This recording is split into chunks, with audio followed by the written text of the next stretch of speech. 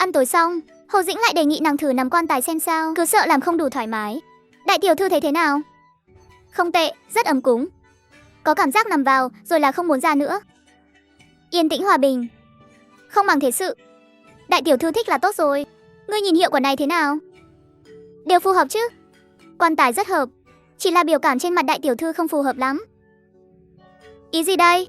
Biểu cảm của đại tiểu thư nên an tường một chút. Như vậy mới hợp cảnh. Ngươi nói đúng. Diệp Phiêu Linh nghe theo lời khuyên, lập tức nhắm mắt lại, mặt nở nụ cười, hai tay đặt tĩnh lặng trước ngực, dáng vẻ như đang mỉm cười nơi chín suối. Hồ Dĩnh không khỏi tán thưởng, quá hoàn mỹ. Bê nắp quan tài bên cạnh qua. Đại tiểu thư tới đây. Người trải nghiệm lại cảm giác khi đậy nắp vào xem. Diệp Phiêu Linh gật đầu. Nắp quan tài vừa đặt lên, còn chưa đậy kỹ, Diệp Liêu trai đã tới. Hồ Dĩnh vội vàng nghênh đón, chắp tay nói, tham kiến thừa tướng. Phiêu Linh đâu? Hồ Dĩnh chỉ tay về phía chiếc quan tài không xa. Ở đằng kia. Diệp Liêu trai nhìn qua, chỉ thấy trên đất đặt một cái hộp hình tam giác to lớn. Trên đầu Diệp Liêu trai hiện ra mấy dấu chấm hỏi, đó là quan tài sao? Đại tiểu thư trước đó đã dặn dò, quan tài của nàng phải làm thành hình tam giác. Hơn nữa, ba cạnh phải dài bằng nhau, như vậy mới có cá tính. Quan tài. Diệp Liêu trai bị một phen kinh hãi, lập tức rảo bước đi tới. Nắp quan tài chỉ mới đậy một nửa, chỉ thấy Diệp Phiêu Linh đang nhắm mắt nằm bên trong, biểu cảm an tường. Xảy ra chuyện lớn như vậy, tại sao không nói cho ta biết? Diệp Phiêu Linh đột nhiên bật dậy kêu lên một tiếng. Diệp Liêu trai lại bị dọa thêm lần nữa, lảo đảo một cái, lùi về phía sau, suýt chút nữa là ngồi bệt xuống đất. Diệp Phiêu Linh bước ra khỏi quan tài, nhìn biểu cảm ngũ sắc trên mặt cha mình, vội vàng giải thích, có phải cha hiểu lầm gì rồi không? Con chỉ là muốn thử xem cái quan tài này có hợp không thôi, cho nên mới nằm vào trong. Cái đó không làm cha sợ chứ? Diệp Liêu trai thực sự bị dọa không hề nhẹ, thở dốc nửa ngày mới định thần lại mà mắng một câu, hồ đồ. Cha tìm con có việc gì sao? Diệp Liêu trai vuốt râu, bình phục lại trái tim nhỏ bé vừa bị kinh động, là về chuyện tiên mạch. Theo như lời hẹn một tháng trước, tiên mạch của con tối mai sẽ khôi phục. Hoàng gia luôn coi trọng tiên mạch. Tối mai sẽ có thái giám tới, trực tiếp quan sát con khôi phục tiên mạch, tái hiện pháp lực. Ngoài ra còn có mấy vị tướng quân am hiểu tu hành cũng muốn tới. Vãi trưởng, thời gian trôi nhanh vậy sao? 1 tháng đã trôi qua rồi à? Diệp Phiêu Linh hỏi tiếp. Nhất định phải có nhiều người tới xem vậy sao? Con hơi lo lắng ngộ nhỡ đông người làm con căng thẳng. Tiên mạch không nối lại được thì biết làm thế nào, vạn lần không được. Nối lại tiên mạch tuyệt đối không phải trò đùa, con không thể vì căng thẳng mà làm hỏng việc lớn. Nếu không nhẹ thì mất hết thể diện, nặng thì mang tội vào ngục bóc lịch. Phiêu Linh có chút hối hận vì lúc đầu không suy nghĩ, chỉ trách mình lúc mới xuyên không còn quá trẻ người non dạ, chưa tìm hiểu kỹ các quy tắc ngầm của thế giới này, đã lỡ miệng nói dối. Được rồi, con biết rồi. Tối mai mấy giờ họ tới? Giờ tốt. Diệp Phiêu Linh suy nghĩ một lát, bỗng nhiên nảy ra ý hay. Được thôi, đến lúc đó con sẽ phô diễn tiên mạch và tu sáu trước mặt mọi người. Thật sự có ổn không? Chắc chắn ổn. Diệp Liêu trai cảm thấy an tâm phần nào, hài lòng rời đi. Hồ Dĩnh nhìn ông đi xa, lo lắng nói, đại tiểu thư, chuyện này phải làm sao đây? Diệp Phiêu Linh lại không hề sốt ruột, chỉ nở một nụ cười tà mị rồi búng tay một cái. Cả nhà yêu ơi, muốn xem ta khôi phục pháp lực không? 8 giờ tối mai, hãy khóa chặt phòng live CG của ta nhé. Nói xong liền hiên ngang bước vào phòng, để lại Hồ Dĩnh đứng trước quan tài, ngơ ngác không hiểu gì. Nghe nói tối nay cô sẽ khôi phục tiên mạch, không phải là lừa người đấy chứ? Ngươi dám lấy chuyện này ra để lừa người sao? Nhưng sao ta lại không tin nhỉ? Anh trai ta đã nói chuyện xong với Diệp thừa tướng rồi. Tối nay anh em chúng ta cũng sẽ tới tướng phủ. Chúng ta muốn chứng kiến tận mắt, xem cái đứa phế sai như cô biểu diễn thế nào. Được thôi, hoan nghênh. Càng đông càng nhộn nhịp. Anti đến fan cũng là fan mà. Tiêu Muội cười lạnh một tiếng, quay sang hỏi mấy vị đại tiểu thư đi cùng mình. Các vị công tử, hay là chúng ta đánh cược đi? Mọi người nói xem Diệp đại tiểu thư có thể khôi phục pháp lực không? Chắc chắn là không thể. Quận chúa đã nói nàng ta lừa người, thì chắc chắn là nàng ta lừa người rồi. Đúng vậy, thiên tài mà đã biến thành phế sai thì mãi mãi sẽ là phế sai thôi, làm sao có thể biến trở lại được. Tiêu Muội nghe vậy thì đắc ý, lại liếc nhìn Diệp Tương Tương một cái. Ngươi thấy sao?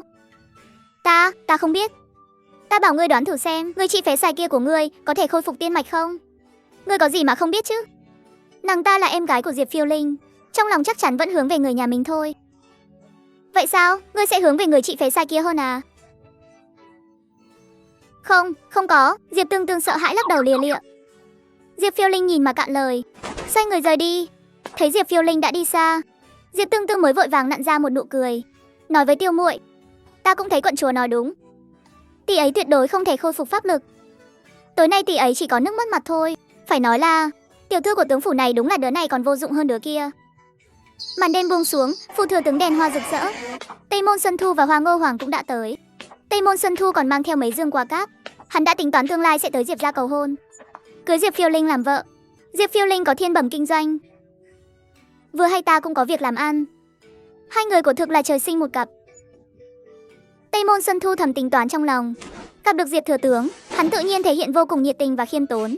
Diệp Liêu trai lại không mấy mặn mà với hắn. Một kẻ thương nhân thấp kém mà cũng muốn làm con rể ta sao? Linh Nhi dù không gả được cho thiên tử làm hoàng hậu thì cũng phải gả cho tông thân hoàng thất. Ví dụ như thế tử Tiêu Thành Hứa này chẳng hạn. Thế tử, quận chúa, tối nay sao hai người cũng có rảnh mà ghé qua vậy? Chuyện lớn thế này, chúng ta đương nhiên phải tới xem rồi. Chỉ sợ vị Diệp đại tiểu thư này không khôi phục được linh lực, để mọi người phải tốn công vô ích. Thừa tướng thúc thúc, chuyện đó thì tính là tội gì đây? Diệp Liêu trai biết Tiêu muội chính là nha hoàn bị đuổi đi khi xưa, nhưng ông rất khôn ngoan không nhắc lại chuyện cũ. Chỉ cười nói, quận chúa quá lời rồi. Tiểu nữ dám để mọi người tới đây, chắc chắn là đã có nắm chắc. Không lâu sau, Lương Vân cũng tới. Lương đại nhân, Diệp Liêu trai được sủng ái mà lo sợ, vội vàng chắp tay, kích động nói, không ngờ chuyện nhỏ nhặt này lại làm kinh động đến cung Sùng Hoa.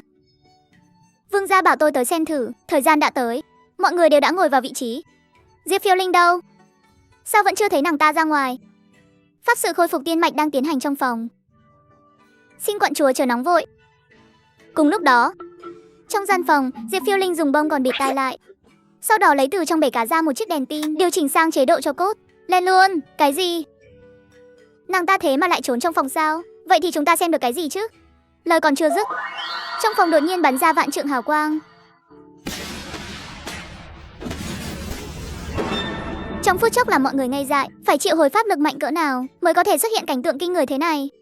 Lương Vân nhìn chằm chằm vào căn phòng, vẻ mặt không thể tin nổi. Vị Diệp đại tiểu thư này rốt cuộc là đang làm phép hay là đang độ kiếp vậy? Anh em nhà họ Tiêu cũng há hốc mồm. Không thể nào, nàng ta sao có thể khôi phục tu 6 dễ dàng như vậy được? Anh, em không tin. Trong chuyện này chắc chắn có gian lận.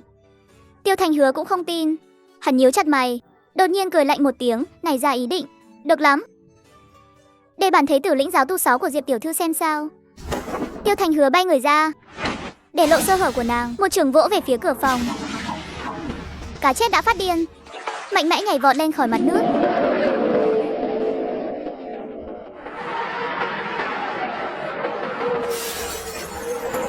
Tiêu Thành Hứa vừa chạm vào cửa phòng, trong nhà đột nhiên bốc ra một luồng âm khí mạnh mẽ. Luồng gió lạnh trước cửa quét trúng người Tiêu Thành Hứa, lập tức đánh bay hắn ra ngoài. Tiêu Thành Hứa bị tác động vật lý cực mạnh, phun ra một ngụm xì dâu, ngã văng ra xa mười mấy trượng. Anh, Tiêu muội kinh hãi, vội vàng đứng dậy đi tìm. Mọi người kinh ngạc đến cực điểm, bởi vì Tiêu Thành Hứa đã đích thân thử nghiệm. Một bài học thật đau đớn, chứng minh rằng tu 6 của Diệp tiểu thư của thực đã khôi phục. Trong phòng, Diệp Phiêu Linh đang vùi đầu vào trong chăn cười lớn. Thế là nàng tắt đèn tin đi. Nàng bước ra ngoài phòng. Trong ánh mắt chấn kinh của mọi người, Diệp Phiêu Linh giơ cánh tay lộ ra cổ tay. Trên mạch môn hiện lên một biểu tượng mạch hành đỏ rực như si dâu. Cảm ơn mọi người đã tới xem ta lai si truy làm phép. Này tiên mạch của ta, tuy đã khôi phục nhưng tương lai vẫn cần khổ luyện. Mong các vị chỉ giáo thêm. Chúc mừng Diệp tiểu thư. Chúc mừng Diệp thừa tướng. Lão nô xin phép về cung phục mệnh đây. Các tần khách khác cũng cảm thán rồi lần lượt rời đi. Diệp Phiêu Linh đáp lại mọi người bằng nụ cười. Hình dáng trên mạch môn hoàn toàn là vẽ theo biểu tượng của Hoa Ngô Hoàng. Dù sao đều là người có tiên mạch, hình xăm đều giống nhau cả thôi. Trong bụi cỏ ngoài Lạc Anh Uyển, mọi người tìm thấy Tiêu Thành Hứa đang bị trọng thương. Tiêu Thành Hứa đã hôn mê. Anh, Tiêu muội hoảng hốt nhào tới kiểm tra, vẫn còn thở. Lúc này mới hơi yên tâm. Diệp Liêu trai vội ra lệnh cho gia đình đỡ Tiêu Thành Hứa lên xe, đưa về phủ quốc công để chữa trị. Diệp Phiêu Linh đánh bị thương anh trai ta, cứ chờ đấy, phủ quốc công sẽ không để yên cho các người đâu. Lương Vân trở về cung Sùng Hoa, mô tả kỹ lưỡng tình hình tối nay. Sau khi Diệp tiểu thư độ kiếp, tu 6 của thực đã khôi phục. Độ kiếp, vâng. Thuộc hạ trước đây từng thấy tiên yêu độ kiếp, chính là cảnh tượng như tối nay. Thuộc hạ có thể khẳng định, lúc đó Diệp tiểu thư nhất định là đang độ kiếp. Người phụ nữ đó rõ ràng không có linh lực, thì độ kiếp cái nỗi gì? Chỉ là mấy trò mèo của nàng ta, để lừa gạt mọi người một bẻ thôi. Cứ ngỡ nàng ta không giải quyết được rắc rối tối nay, nên định đưa về cung Sùng Hoa để bảo vệ một chút. Giờ xem ra là ta đã coi thường nàng ta rồi.